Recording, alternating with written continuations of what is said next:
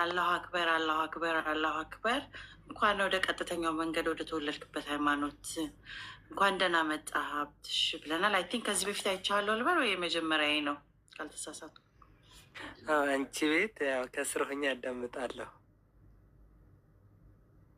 ሞር ያለኝ ማለት ነው። ያ ሰው ላይክ ዛሬ አላህ ረድቶ እዚህ ቀን ስለደረስክ በጣም ደስ ብሎኛል። አላሁ አክበር።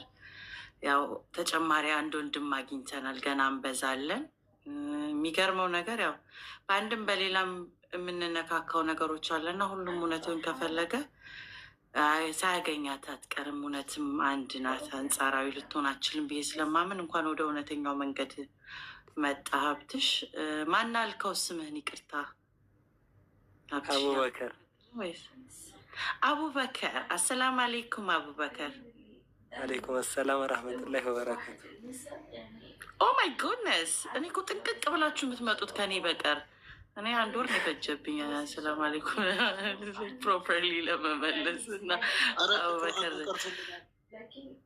እያመርህን ነው ወላሂ። ዋት ሰላም ከቅኔውም ከቁርአኑ በላት ጋብዛት ሀቢቢ። እስቲ በልልኝ ከግዕዙም ከቁርአኑ አንድ ሌላ ልጨምር፣ ያው የቅድሙን ቅኔ ከሚሆን መልካም። እንግዲህ ልታስደምማት ነው አዲስ አለምን። ስንት ለፍታለች መሰለ፣ ስንት ዞላለች።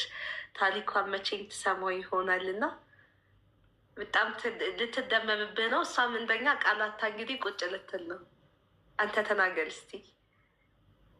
ያው ቅዱስ ቁርአን ላይ የአዩን ናስ ተቁረበኩም አለዚህ ኸለቀኩም ሚን ነፍሲን ዋህዳ የሚል ነገር አለ። ሱረቱል ሙልክ ላይም ደግሞ ተባረከ ለዚ የቢየዲሂል ሙልክ ወሁወ አለዚነ ኩሉ ሸይን ቀዲር አለዚ ኸለቀ አሰብዐ ሰማዋት ወልአርድ አለዚ ኸለቀ ሀያቲን ወልመውቲን ሊየብሉወኩም አዩኩም አሕሰኑ አመላ የሚል ነገር አለ።